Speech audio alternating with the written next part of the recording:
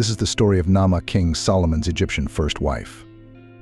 This queen is known as the Ammonite princess, who stands out in the biblical narrative as the only wife of King Solomon explicitly mentioned by her personal name.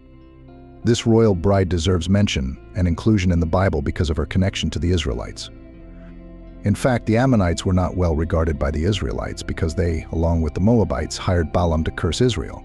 Their descendants were forbidden from entering the assembly of the Lord until the 10th generation. The question is how an Egyptian princess became one of the central figures in the heart of Israel. Today, we will shed light on this character to discover why she is pivotal in the scripture. Don't forget to like and subscribe to this video to support our channel because God will bless all of our beloved audiences. The only wife of King Solomon, out of his 700 wives and 300 concubines, 1 Kings 14:21-31, 2 Chronicles 12:13, who is known by her own name, is Naamah, the Ammonite princess and mother of Rehoboam, his heir to the throne. According to biblical chronology, Naamah married young Solomon during the reign of King David, and thus, this international marriage played a significant role because of its special meaning in making Naamah's name known as an Egyptian bride, or the first foreign wife of King Solomon in the land of Israel. The story begins when King David knew his time as ruler was ending. He had to choose a successor who could lead Israel with the same faith and courage he had demonstrated. Among all his children, David saw Solomon as the one whom God had chosen to inherit his legacy.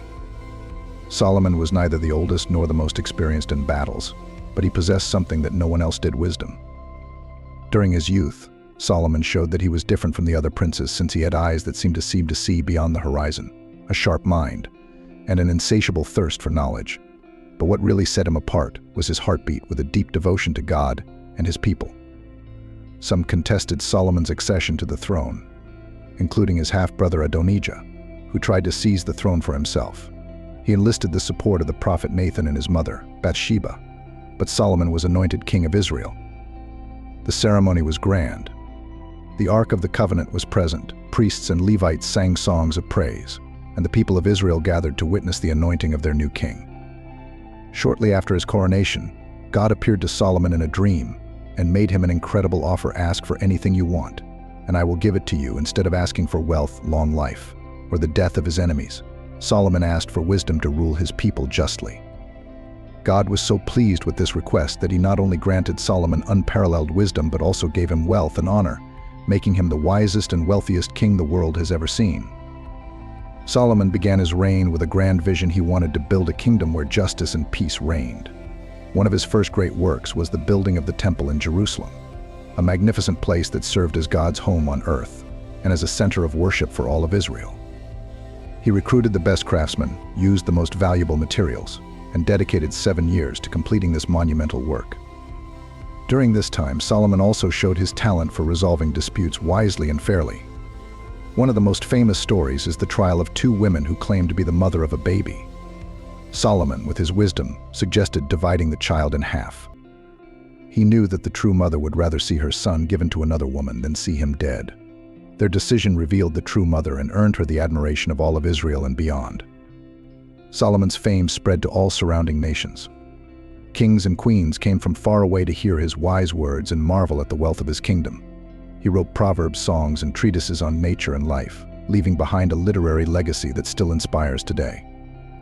However, he understood that ensuring peace and stability for his kingdom required not just military strength, but also strong and enduring political alliances. With this in mind, Solomon turned his attention south to the mighty empire of Egypt. At this time, Egypt was one of the most advanced and influential civilizations in the world. Ruled by a powerful pharaoh, it boasted immense wealth, a formidable army, and a legacy of knowledge and culture spanning millennia. An alliance with Egypt offered not only military protection but also continued trade and cultural exchange, benefits that would greatly enrich Israel. As a result, Solomon made a decision that was both a political maneuver and a personal commitment to solidify this alliance. He would marry Naamah, the daughter of Pharaoh.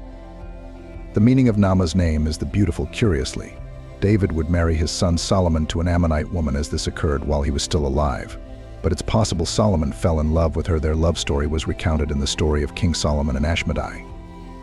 One day, Solomon asked Asmodeus what could make a demon more powerful than a human. Asmodeus requested his freedom and the king's signet ring in order to demonstrate his power. Solomon agreed, but Asmodeus threw the ring into the sea. where it was swallowed by a fish. Asmodeus then swallowed the king, stood upright with one wing reaching heaven and the other touching the earth, and spat Solomon out 400 miles away. Jewish scholars believe this was God's punishment for Solomon's disobedience to 3 of God's commandments. Solomon was forced to wander from city to city until he eventually reached an Ammonite city, where he was forced to work in the royal kitchen. Solomon had the opportunity to prepare a meal for the Ammonite king, who was so impressed that the previous chef was dismissed, and Solomon took his place. The king's daughter, Naamah, fell in love with Solomon, but her family, believing Solomon to be a commoner, disapproved and decided to kill them both by sending them into the desert. Solomon and the king's daughter wandered the desert until they reached a coastal city, where they bought fish to eat. This fish was the same one that had swallowed the magical ring. Solomon was then able to reclaim his throne, banish Asmodeus, and then get married to Naamah.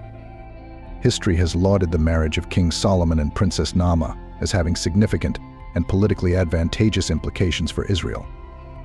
While Solomon, upon ascending the throne of Israel, was renowned not only for his wisdom but also for his strategic vision, Naamah, known for her beauty, intelligence, and sophisticated upbringing, arrived in Jerusalem with a grand entourage, bringing with her the splendor of Egypt.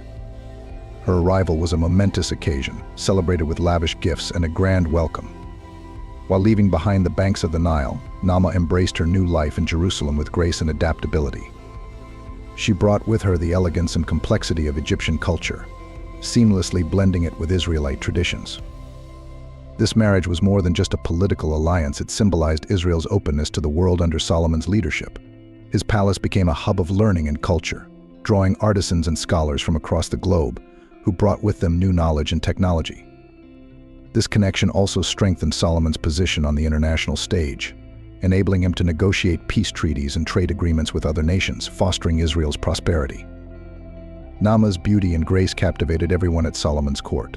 Her golden skin, black hair, and bright eyes reflected the allure of her homeland. But her beauty was only part of her charm. She possessed a natural elegance, evident in her every movement, and her wisdom and dignity were equally impressive. Educated at the Egyptian court, she was well versed in governance, diplomacy, and the arts. Her sharp intellect and strategic thinking made her a valuable advisor to Solomon. As the greatest queen of Israel, she knew how to treat everyone, from the highest-ranking official to the humblest servant, with respect and consideration, earning the admiration and respect of many. Her presence in Solomon's court, a blend of Egyptian sophistication and Israelite tradition, solidified his reign and marked a new era for Israel. Her influence extended beyond the palace walls. She actively promoted learning and scholarship, attracting scholars and philosophers from across the world to Jerusalem. The palace libraries overflowed with parchments and manuscripts, transforming the city into a vibrant center of knowledge and culture. Her diplomatic skills were equally impressive, since she was known for her ability to mediate conflicts and build bridges between different factions. Her talent for negotiation and peaceful solutions helped maintain the kingdom's stability and its alliances with other nations.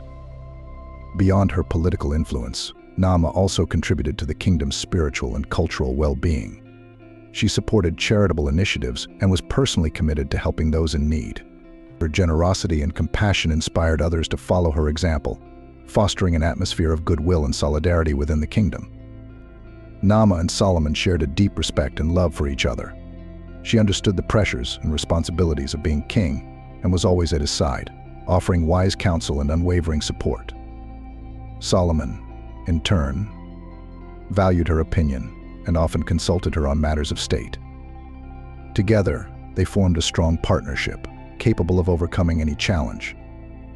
Naamah played a crucial role in the construction of the temple in Jerusalem, using her knowledge of architecture and engineering to oversee many aspects of its construction. The majestic temple, with its intricate decorations, became a symbol of faith and devotion, and Naamah's contribution was fundamental to its realization. Naamah also played a significant role in the daily administration of the palace, organizing banquets and receptions for dignitaries and visitors from around the world. Her diplomatic skills helped strengthen Israel's relations with other nations, creating a network of alliances that ensured peace and prosperity. She was deeply involved in cultural and educational initiatives, promoting the arts and encouraging the presence of poets, musicians, and scholars at the court. Under her influence, Solomon's palace became a vibrant center of culture and knowledge, where ideas were exchanged and new discoveries were made.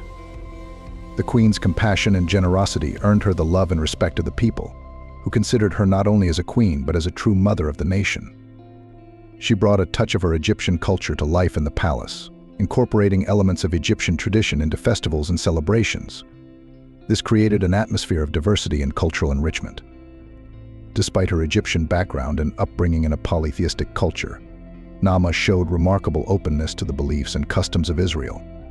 She sought to understand and respect the worship of Yahweh, participating in festivals and rituals that celebrated the unique God of her new homeland. Her adaptation was admired by many, and she became an example of cultural and religious integration. However, life in Solomon's palace was not without its challenges. Solomon's many wives and concubines, each with their own traditions and gods, created an environment of diversity and sometimes conflict.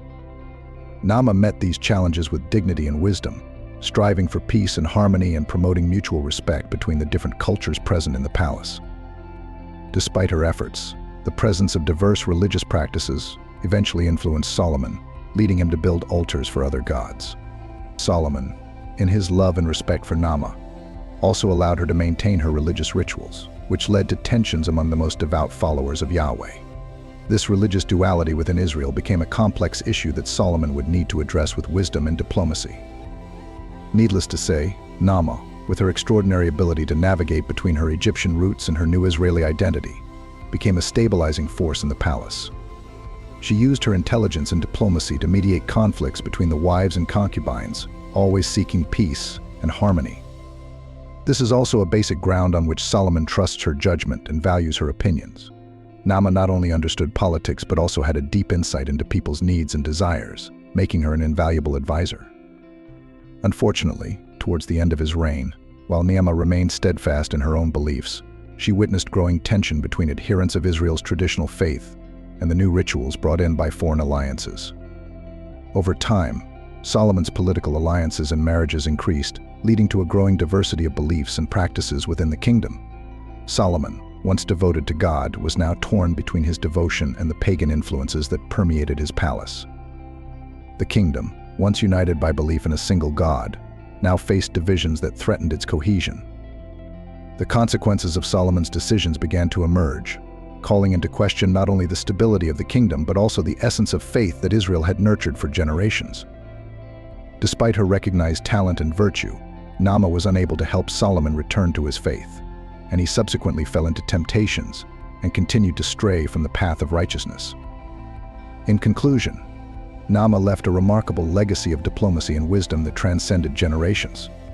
Her ability to navigate between different cultures and traditions was fundamental to the stability of Solomon's kingdom. She not only provided a bridge between Israel and Egypt, but also inspired a spirit of tolerance and understanding among the people. Her role as Solomon's trusted advisor influenced many of the kingdom's most important decisions. Naamah was also a central figure in the cultural and social life of the kingdom.